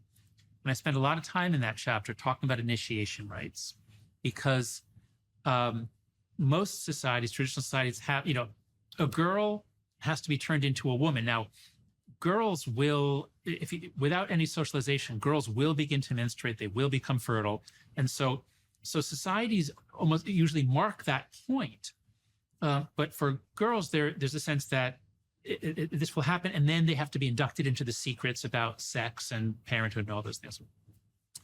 Boys, what I learned from my time in cultural psychology, boys is much harder because boys don't turn into men just by getting older. Little boys are kind of like girls, and they're with their mothers. But especially in a warrior society, you have to get them from the world of girls and women to become a man. How do you do that? Well, a lot of toughening. They need a lot of toughening, and it's a long, drawn-out initiation. And we still see this in fraternities and sororities. Sorority initiations, I believe, are universally more mild at any university than the fraternity. The boys go through much harsher rituals. But where I'm going with this is, how do you turn a boy into a man or a girl into a woman? How do you turn a child into an adult of their sex? You have to have some guidance from elders, from someone a little older, who is imparting knowledge to them, who is choosing what they consume in the sense of what stories, what inputs. And while we didn't do a great job of that, I mean, when you and I were growing up, a lot of the messages came from television, but at least those messages were made. None of the TV we watched was by other children. None of it was created by other children. It was all created by people in our parents' or our grandparents' generation. And it often had a moral. And it was, for me, it was very American. It was like, this is part of. So television and movies used to play a huge role in putting in the patterns, the knowledge that you need to be a member of your culture. And books. And books, thank you. Yes, of course, and books. So that's why people have cared so much about education and literature, because it's not just the facts you're learning. It's back to our point earlier about the reinforcement learning. If our minds are like an LLM, what are you putting in? Are you putting in movies and books and good television? Or are you putting in little 10-second clips of people getting kicked in the balls? So if you're consuming just millions of little short videos, you're putting garbage in, and your neural network is not going to be very effective. So not integrated. Not integrated with other people. That's right. Yeah. And no depth. And to bring it back to your point, that the depth of an idea is the degree to which other ideas depend on it. What if you don't have any such ideas? What if all you consumed was little 10-second videos? Nothing is foundational. It's just a whirlwind of dust. There's no foundation. Yeah, well, that's high entropy. There's no difference between high entropy and anxiety. And there's no union of motivation, so there's no compelling reason to move forward. That's chaos. Yeah. That's the disintegration into chaos. And that's where a lot of that's anxiety and demoralization. Yeah, a lot of our kids are stuck there. Okay, let's close this off by the end of your book. You talk about what people can do, and you talk about what people can do at different levels of social organization, parents, governments, industry. Now, a huge part of the problem is technological rate of transformation and the race to the bottom, right? And that's something that's almost independent of the actors, unfortunately. It's implicit in the technology. But anyways, and I think this is what we'll do on the Daily Wire side. I would like to talk to you about what has happened in consequence of your book and what effective steps people have taken. So let's do that. But give people an overview of what you think the institutions, broadly speaking, must and should do about this fragmentation and race to the bottom. So the key to understanding how this problem got so big so fast and why it's so hard to get out of is the concept of a collective action problem. And so any parent who says, no, sweetheart, I'm not giving you a phone, you're 10 years old, but Mom, all my friends have one, I'm being left out. That's a collective action problem. If it was only half of the kids had it, it would be very easy to resist. But when your child's the only one, same with social media. And so these things, with cigarettes, at the peak of teen smoking in the 90s, it was, I think, 37% of American high school students smoked. You didn't have to smoke because a third of your classmates were smoking. Well, with social media, you do. If half your classmates are on and they're talking about you, you have to be on. Everybody ends up on. So it's a collective action problem. How do you solve collective action problems? Collectively. And so you can have, so what I propose 4 norms that if we can do these 4 norms, we roll back the phone-based childhood. And there's a role for different actors too, but here are the 4 main norms. The first is no smartphone before high school. Let kids have a flip phone, a basic phone, let them communicate, let them call each other, let them text. But do not let these companies get to them and take up every moment of their day. Now, I don't think this should be a law. In Europe, when I'm there, sometimes they say, we should pass a law banning smartphones for those under 14. As an American, I don't think we should say, you parents, you cannot give your child. So this is a norm. And as long as a bunch of parents start adhering to it, it becomes easier for everyone in the community to do it. So that's the first norm. No smartphone before high school, or 14 if it's not in your country high school. The second norm is no social media till 16. Now this, some of us are doing as a norm. I laid this down for my kids. But it's hard because I'm imposing a cost on my daughter. She says she's the only one who doesn't have Snapchat. That might be an exaggeration, but it feels all her friends have it and they communicate with it. Here is where we really, really need help from legislators. We have minimum ages on things that involve graphic sex, horrific violence, addiction, and physical harm. If your kid's on Instagram, Snapchat, and TikTok, they're getting all that. So these are inherently adult activities, talking with adult strangers. We need a minimum age. And Australia has done it. Australia passed a law, it's going to take effect in November, that the minimum age is 16, and the companies have to enforce it. And there are a lot of ways to do that. So many companies do age verification. So that's the second norm. The third norm is phone-free schools. This is just a no-brainer. When you and I were in school, imagine if we could take our television set into school and watch TV during class and use our walkie-talkies and talk to our friends during class. I mean, it's insane. We never could have done that. But everyone with a smartphone has a lot more than that. They have 50 different things to do during class. So it's crazy that we ever let it get this far. But many states, about 11 or 12 states and a bunch of countries have now gone phone-free. It has to be from the beginning of the day to the end. So that's the main area where the world has changed in the last year, is phone-free schools. And then the fourth norm is far more free play, far more independence, free play, and responsibility in the real world. Because the book isn't about technology or social media, it's about childhood. And a phone-based childhood is not a human childhood. Kids are going to miss out on most of the things they need. So we can't just take away the devices and say, okay, you're an only child, sit at home, read books, play guitar. Like, they could do that a little bit, but we have to give them back each other. We have to give them back fun. We have to give them back thrilling adventure, hanging out, riding bicycles, going down and going down to the 7-Eleven, buying things you shouldn't buy, whatever. So if we do those four things, then we restore childhood in the real world. I believe that rates of anxiety and depression will go down. I believe kids will have more slow dopamine. It won't be all quick dopamine all day long. Test scores, I believe, will stop dropping. This is important. Test scores in the United States actually rose. Academic ability actually rose from the 70s through 2012, and then it began to drop.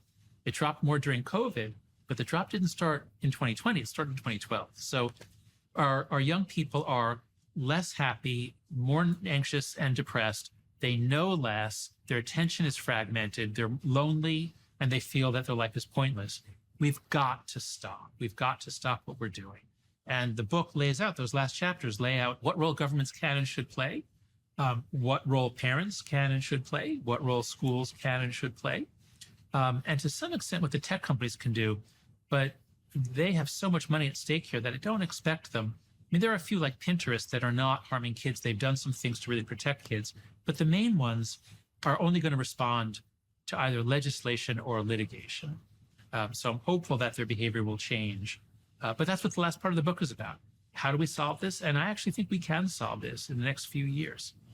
So what we'll do on the Daily Wire side, for those of you who are watching and listening and who are prone to continue the discussion there, is I want to find out more from Dr. Haidt, from Jonathan, from John, what steps have been taken, because I know there has been movements in many states, many provinces in Canada, on the phone-free school front, for example. But I would like to know how widespread that is, who's spearheading it, what's been effective, how this can be moved ahead in the future, the potential pitfalls of intervention of this sort, etc. So you can all join us on the Daily Wire side for that discussion to continue.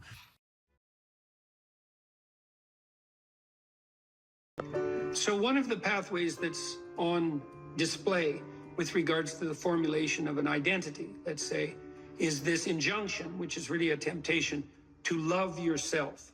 So we should take that apart. Now, the first question might be, well, what do you mean by yourself? And one answer to that is the person I am now. And you should love and feel good about the person you are now. And that's actually a dubious proposition for a variety of reasons. One is, whatever yourself is not only what you are. Yourself is also what you could become, and what you will and could become. And so to love yourself properly is not only to love what you are, who you are, whatever that means, but to love who you could become. Now, one of the things I've observed is that it's very demoralizing, let's say, for the typical young man. It's true for the typical young woman as well. So we'll say the typical young person who's miserable and maladjusted psychologically and socially, if you just go to them and say, well, you should feel good about yourself, because they think you're good just the way you are. You're perfect just the way you are. You should accept yourself just the way you are. It's like, well, okay, so what does that say about who I should become? Is that just now off the table because I'm already good enough in every way? So am I done or something? What about who I should become? And then, well, how should I feel good about myself when I don't? Because I'm not getting along with myself. I'm anxious and hopeless and nihilistic and depressed, and I'm not getting along with other people. So how is it that that's all somehow something I should feel good about without being deluded? And these are complicated questions, because you don't want to beat yourself with a stick, which might be the opposite of that. So, well, feel bad about yourself. It's like, no, be judicious and merciful with yourself, and think that you need to accept yourself in some way, the way a mother accepts a child. But the maternal spirit is not the only spirit that governs the love that a child requires properly. You have the paternal spirit of encouragement as well, which is, well, we need to shelter and protect you and to provide for your security the way you are, but you could be a lot better and should be, and I have faith that you could be, which is the love that I'm delivering to what you're becoming rather than what you are. And so love that you direct towards yourself is partly directed towards that maternal care that's sort of the minimum precondition for basic flourishing, combined with an attitude of encouragement towards the possibilities of your being.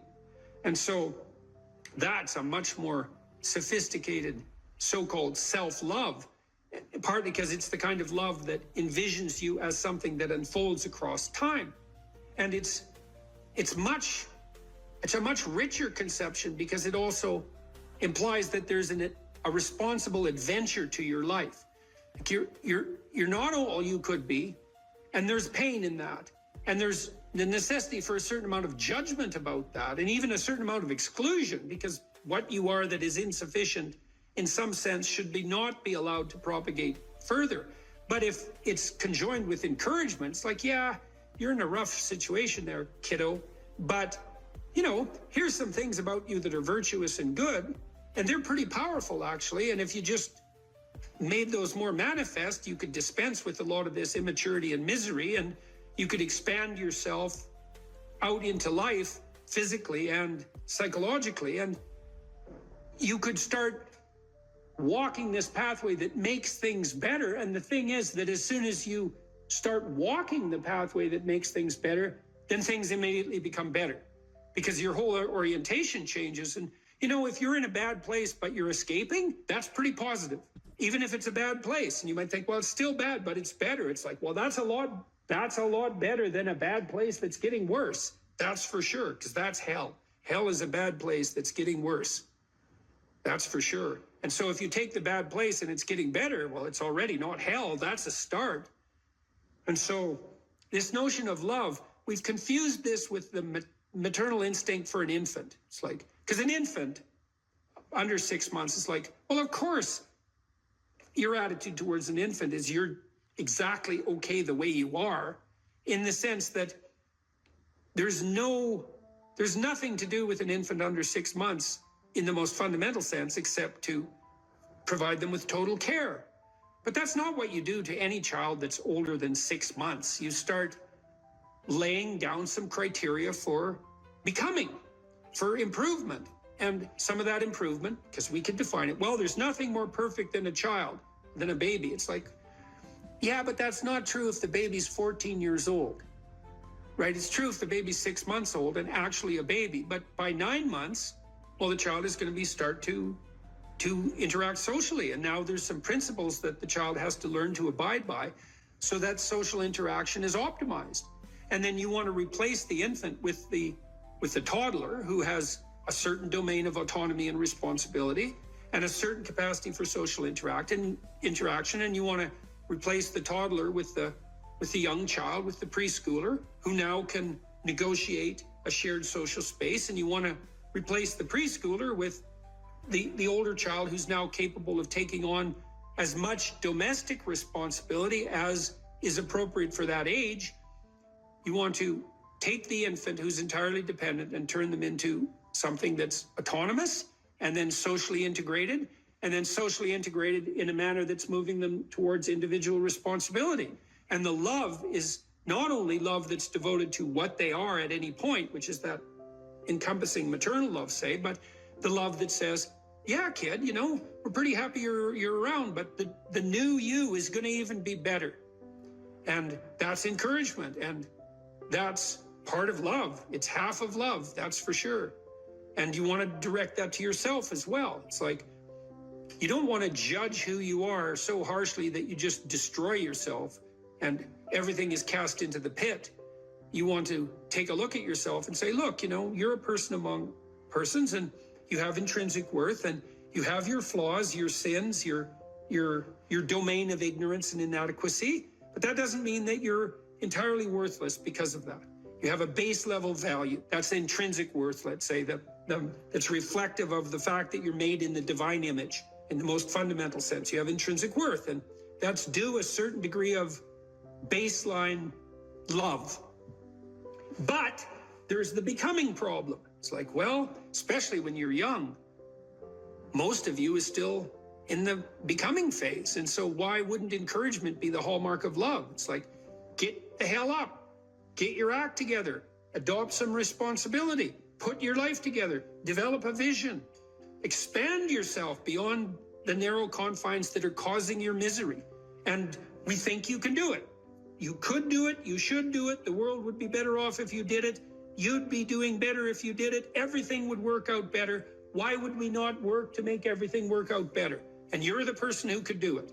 And you tell young people that and they think, well, no one ever told me that before in that way. And they think, well, maybe I should get my act together. And then they go out and try to get their act together in some micro ways. And they think, well, turned out that worked. And I'm less miserable. I could try doing it a little bit on a broader scale. And they try that and they think, wow, people seem a lot happier with me. I have more friends and I'm more popular and I'm a little more physically attractive because I'm standing up a little bit straighter. And then away they go. And why would you, unless you believe that human being is corrupt and pathological in its essence, which many people now seem to believe, or at least some dread spirit seems to insist, and people agree with it. If you don't buy that, then you think, well, yeah, you unfold, man. Unfold all those manifold possibilities that lurk within and be a force for good in the world. And that'll be the adventure of your life. And I guess we could also add to that a bit of a disquisition on truth. So you should be oriented by love. And you could say, well, that's the desire to care for being and becoming, however it's manifest, to want that to turn out in the best possible manner. That could be your goal. I want things to turn out in the best possible manner. And you have to decide if that's true, because people are tempted to create little hells around them all the time. So don't be thinking that necessarily you want that, because it's not that easy to orient yourself so that that's all you want, because you're bitter and resentful and angry. And so all of that's going to interfere with that vision of love. And then you might say, well, now that you have that vision, what do you have as weapons to clear your path, let's say, or to set things in order as you move forward? And one of the answers to that is, we have truth. Well, why? Well, because you want to contend with the world the way it is, obviously. So truth is going to be useful in that endeavor.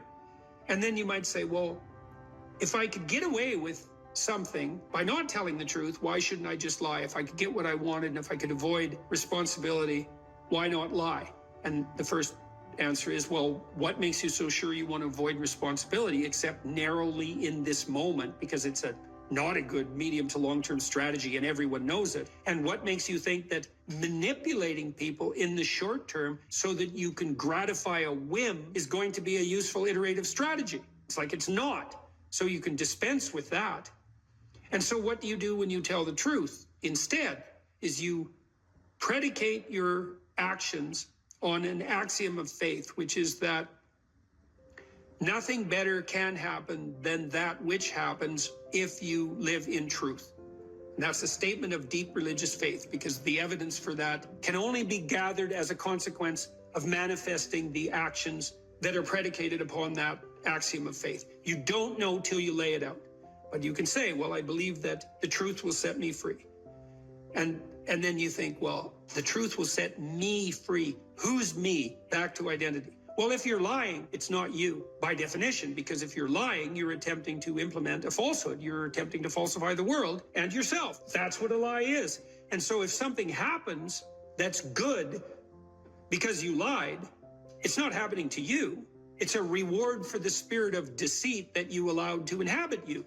And if you reward the spirit of deceit that you allowed to inhabit you, it will grow. And I would not recommend that. That's a very bad idea. In the contrary situation, you live and speak in truth, and then things happen. They're happening to you. That's your life, man. That's your adventure. And one of the things that's very interesting about the truth in that regard is that it provides a certain optimal unpredictability. You know, if you're talking to somebody, you think, maybe you're being interviewed, or maybe you're having a discussion with someone, you think, I'd like to impress this person. It's like, now you have a little vision of what the instrumental outcome of the conversation could be, so that it reflects positively on some narrow conception of a desired future state. I want this person to be impressed with me. So I'm only going to say things they want to hear and that sound impressive. That's all lies. It's like, well, maybe you'll get that result, but it won't be what you want, because it's predicated on a falsehood. Instead, you could just have a conversation with the person, like a real conversation. It's like, what do you think? Here's what I think. Do you like it or not like it? It's like, well, I don't know if you like it or not like it. It's like, we can talk about that and why, but it's still what I think. And that doesn't mean it's right, but it's what I think. Well, then you lay that out, and then what happens to you is what happens to you. And then it's unpredictable, because imagine you're speaking deceitfully and instrumentally. You want something from someone. Okay, well then you're lying, so the you that receives is not you. It's the spirit of deceit. And it's also, you're instrumental because you think that that narrow vision is optimal, even though it requires deceit. You can just throw that away and you can say, well, I'm going to say what I think, carefully and judiciously, feeling out the words, and then I'm going to accept whatever happens, no matter how unpredictable. And then what you'll find is that's where you have adventure. Because you might ask too, well, what do you have to offset against the catastrophe of life? Responsibility, friendship, place, job, career, education, all of that. Adventure. Adventure. Is the adventure worth it? Well, if you tell the truth, you will have the adventure of your life. That's what will happen. There's always people out there who are doing far better than you on pretty much anything you want to imagine. And if all you're doing is seeing yourself in their reflected light, let's say, then it's going to be pretty damn dismal. But it's not a good comparison because, well, first of all, there's danger in just comparing yourself to others, period, because they're not you. And God only knows what struggles they had to undertake to get to where they were, or what burdens they're currently carrying that you're not aware of. But you can certainly contrast yourself with yourself. And that's a lot better. It is the only way. Well, it's also the only way of really measuring anything approximating proper improvement. You can actually tell when you're a little better than you were yesterday. Right. And you can actually do that. That's another thing that's so interesting about it, is that you can actually make yourself a little better in some way, pretty much, well, I don't know if it's at every moment, but you can certainly do it every day. You're quite different from other people, and you shouldn't be comparing yourself to them because they're not like you. You know, they don't have your family. They don't have your temperament. They don't have your troubles. They don't have your abilities. The only person that has those is you. Compare yourself to who you were yesterday and not to who someone else is today. And see, that's a game you can win. Be careful who you share good news with, because you want to share good news with people who are going to be genuinely happy for you, and that's one way that you can identify those people who are really on your side. Be careful who you share bad news with, because that's equally tricky. You know, you want someone who will listen to you when you're having trouble and allow you your grief, especially if it's a consequence of something tragic, and who won't try to one-up you, you know, because often when you're talking to people, they'll be thinking about what they have to say that's worse, and that's not helpful if you need a listening ear. Make one room in your house as beautiful as possible. I talked a lot already about the necessity of cleaning your room, which is, you know, in some sense a foolish piece of advice because it seems so obvious, but it's not obvious at all. And you'll find if you try it, especially if you're in a household that's not very functional, that you'll encounter obstacles that you couldn't imagine existed while you're trying to put your life in order. And you can take your surroundings beyond order and move towards beauty, and that's unbelievably useful. One of the things that I've been so you know, there's lots of different ways to interpret the world, and you can maybe even make a case that there's an endless number of ways to interpret the world. And the problem with that is that it kind of disorients you in terms of what you should be doing. But just because there's a very large number of ways to interpret the world doesn't mean there's a very large number of productive, meaningful, and sustainable ways to interpret the world. And one of the things you do have to do is figure out how you can conduct yourself today so that you don't upset the apple cart in a week or a month or a year. And so, you know, what you do in some sense psychologically is you admit to yourself that your current frame of reference is faulty.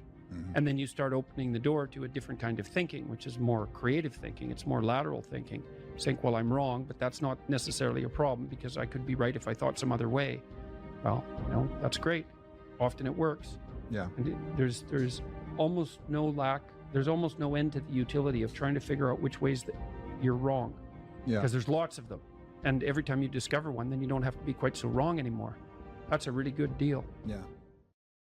It's from the uphill climb that we derive our value, and I mean this technically. So almost all the positive emotion we feel, especially the emotion that fills us with enthusiasm, and that's experienced in relationship to a goal.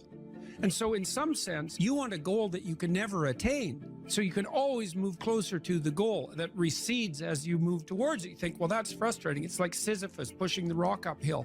But it's not, because as you pursue that goal, you put yourself together and your life does get better and richer and more abundant. And that's why the highest levels of virtue and goal are in some sense transcendent.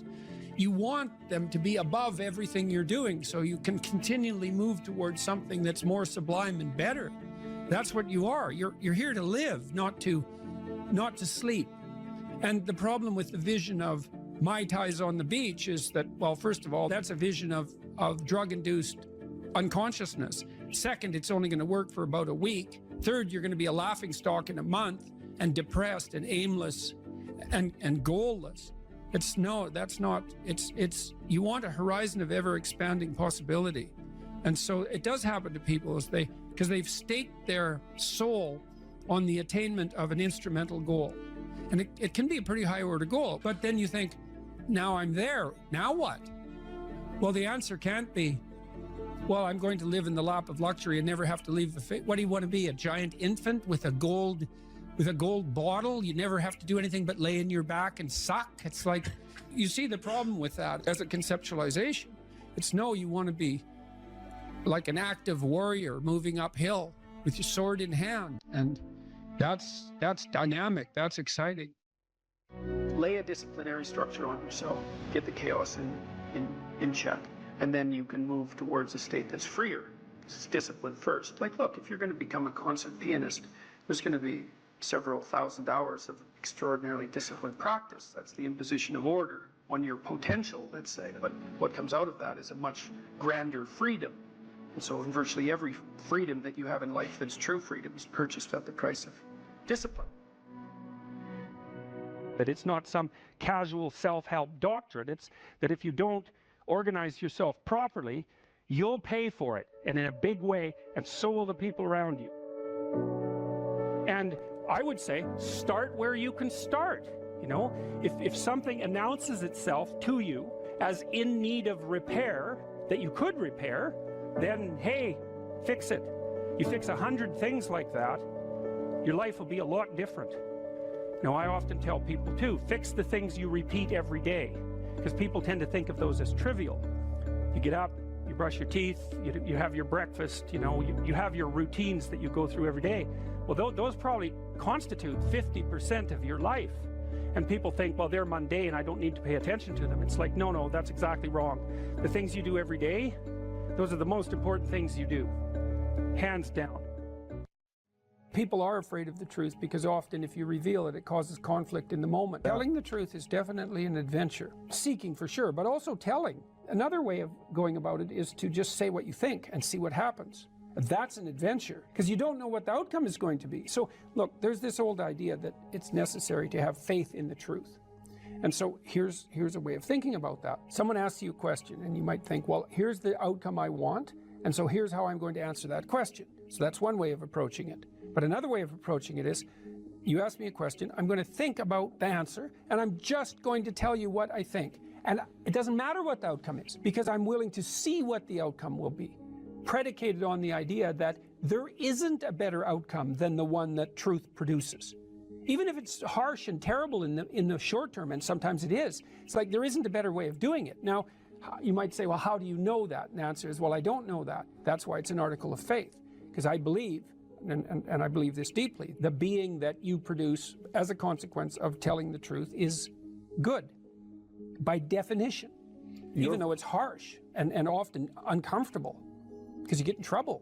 One of the things that I've really learned recently, or learned to articulate better, is that there's a very tight relationship between aspiration and responsibility. The first question might be, do you need to aspire to something? And the answer is, well, yes, because you have to do something. If you just sit there, you'll die. You can't just sit there. You have to go act out in the world. Okay, so act towards what?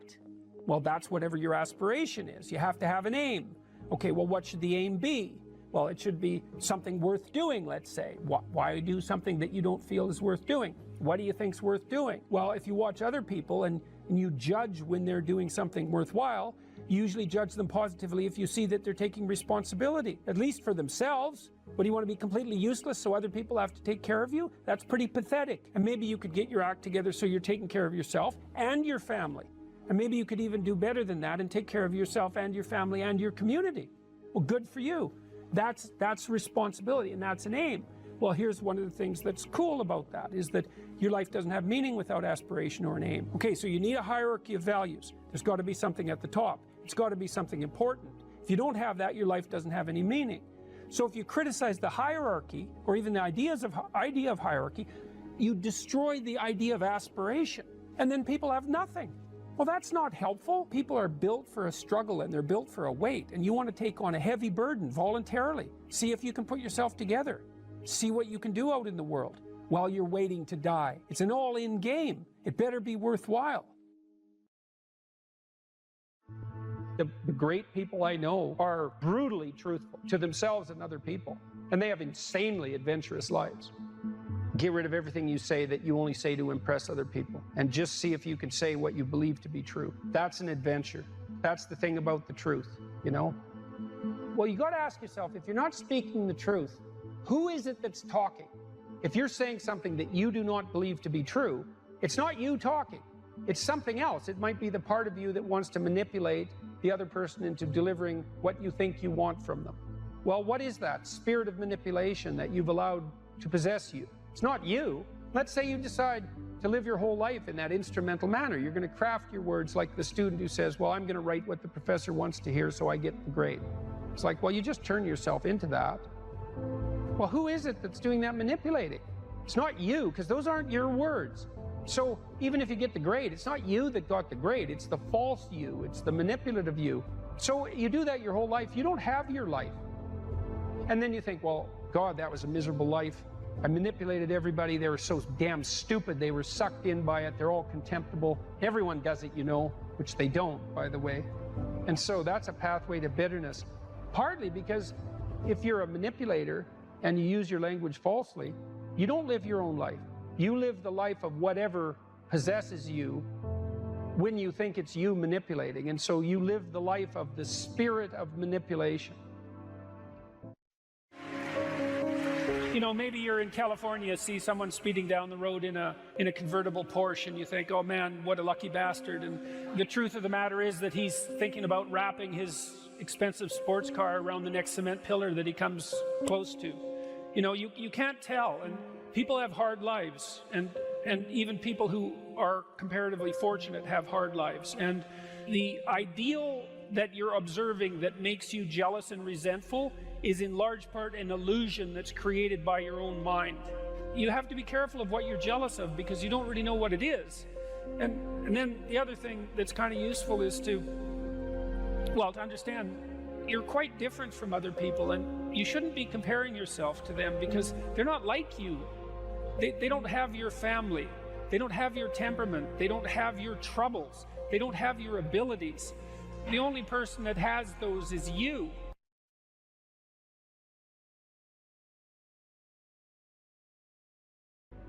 We were sitting in the first row of the plane, and do you remember the guy was a young black man, sort of ran onto the plane. He was wearing a yellow vest. He was a worker working the bridge or something.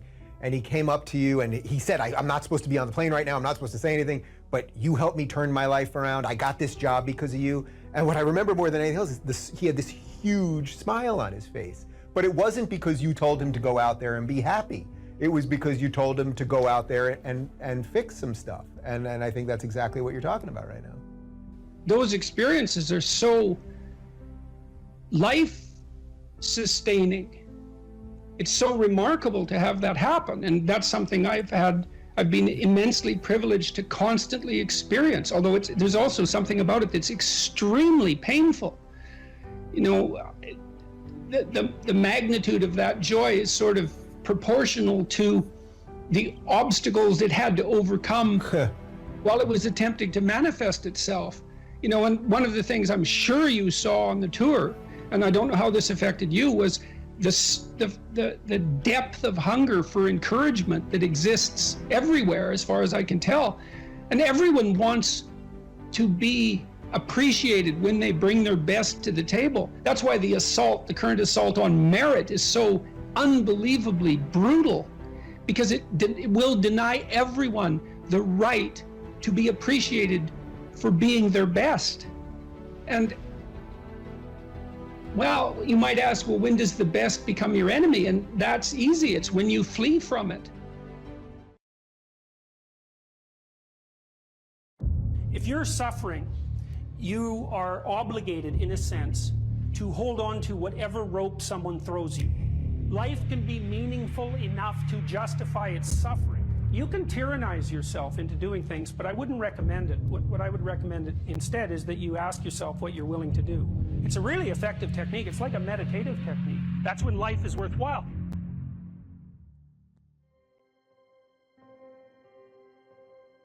I don't know exactly what's going to help you, but don't arbitrarily throw out any possibilities, because you might not have that luxury. Antidepressants help a lot of people, and there are technical reasons why that's the case. If you're offered a gift by your society and it works, try it. I don't care what your presuppositions are. The time you see people who are suffering with depression, for example, there's a multitude of reasons, but I'll take one common reason. You could think about it as associated with the story of Peter Pan. Peter Pan is someone who won't grow up, right? Now, the problem with Peter Pan is he gets to be king, but it's king of Neverland. Neverland doesn't exist. So being king of nothing isn't that helpful. Well, one of the things that you often see with people who suffer from depression, and I'm not making a blanket statement about the cause of depression, because there's lots of them, is that people who don't have enough order in their life tend to get overwhelmed. So, for example, if someone comes into me to see me and they say they're depressed, I always ask them a very standard set of questions. Do you have a job? If you don't have a job, you're really in trouble in our society. First of all, your biological rhythms tend to go off the rails right away, because there's no reason to go to bed at any particular time, and there's no reason to get up. And for many people, if they don't get up at the same time, they foul up the functioning of their circadian rhythms, and that's enough to make them depressed right off the bat, especially if they start napping during the afternoon. They also don't have a purpose. people aren't good without a purpose. And this isn't hypothesizing. We absolutely understand the circuitry that underlies positive emotion. When you're attending to something you're interested in and you're engaged in it, that's when you're alive. That's when life is worthwhile. It's so worthwhile that in those moments you don't even ask the question about it. The question itself goes away, because the meaning that you're united with is so powerful that it can push back the adversity that would otherwise characterize life. Nietzsche said, the person who has a why can bear any how. We know how it works. Almost all the positive emotion that any of you are likely to experience in your life will not be a consequence of attaining things. It will be a consequence of seeing that things are working as you proceed towards a goal you value. That's completely different. And you need to know this, because people are often stunned. For example, they finish their PhD thesis and their presupposition is that they're going to be elated for a month, and often instead they're actually depressed, and they think, oh, what the hell, I've been working on this for 7 years and I handed it in, and what do I do now? And that's what depresses them, right? It's the what do I do now? Well, they're fine if they enjoyed it pursuing the thing. As long as it was working out, they get a lot of enthusiasm and excitement out of that, because that's how our nervous systems work. Most of your positive emotion is goal pursuit emotion. If you take drugs like cocaine or amphetamine, the reason they're enjoyable is because they turn on the systems that help you pursue goals. That's why people like them. So if you don't have a job, you got no structure, that's not good. Plus, you tend not to have a point.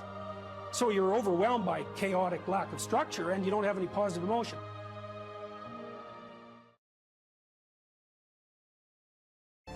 You don't know what's possible. And you're not as much as you could be. And so God only knows what you could do and have and give if you sacrificed everything to it. And that's the reason Abraham is constantly making sacrifices. And it's archaic, right? He's burning up like baby lambs, but like, well, they're alive, you know, that's something, and they're valuable, and that's something. You have to admit, even if you think about it as a modern person, that the act of sacrificing something might have some dramatic compulsion to it, you know, to go out into a flock and to take something that's newborn and to cut its throat and to bleed it and to burn it, might be a way of indicating to yourself that you're actually serious about something. And it isn't so obvious that we have rituals of seriousness like that now. And so it's not so obvious that we're actually serious about anything. And so maybe that's not such a good thing. And so maybe we shouldn't be thinking that these people were so archaic and primitive and superstitious. It's possible that they knew something that we don't. And certainly in the Abrahamic stories, one of the things that maintains Abraham's covenant with God is his continual willingness to sacrifice. And it's so that sacrificial issue is so important, because you are not committed to something unless you're willing to sacrifice for it. Commitment and sacrifice are the same thing. And I think it borders on miraculous that those concepts are embedded into this narrative at the level of dramatic action, you know, instead of abstract explanation. People are acting this out. And the fundamental conception is so profound that it's really quite awe-inspiring. It's breathtaking, really, when you understand what message is trying to be conveyed. You have to make sacrifices. And what do you have to sacrifice? You have to sacrifice that which is most valuable to you currently that's stopping you. And God only knows what that is. It's certainly the worst of you. It's certainly that. And God only knows to what degree you're in love with the worst of you. So you move from the unbearable present to the ideal future, and you can't help that. You have to live in a structure like that. That's your house. That's another way of thinking about it. And if you want to get your house in order, and if you want it to be a place that you can live properly, then you have to plan the future that is perfect. And then I think, well, what does that mean? And it means it's good for you. Right? And one of the things that I do all the time with my clinical and consulting clients is try to figure out what would be good for them. But we do more than that. We try to think, okay, well, how can we set this up so it's really good for you, and that all the side consequences of that are things that are good for other people. And so, because people are often also timid about trying to get something that's good for themselves because they feel that it's selfish or that they don't deserve it. So we set it up so that, well, look, we're going to set it up so that it's plainly obvious that this will not harm the structure of the universe. For you to have what you need and to do it in a way that's of benefit to other people, there's no downside to that. And so it's okay. It's okay if you reach out and take that. And one of the things that's interesting about the biblical stories, the Abrahamic stories as well, is that God doesn't really seem to be opposed to the success of the people that he's chosen. You know, what happens to them is as they progress through their journey is they get larger flocks, and they get more authority, and they get life more abundant. That's what happens. God doesn't seem to be a miser in the Old Testament. It's like if you put in the effort and you accept the covenant and you make the sacrifices, then you get to be successful, and maybe successful beyond your wildest dreams.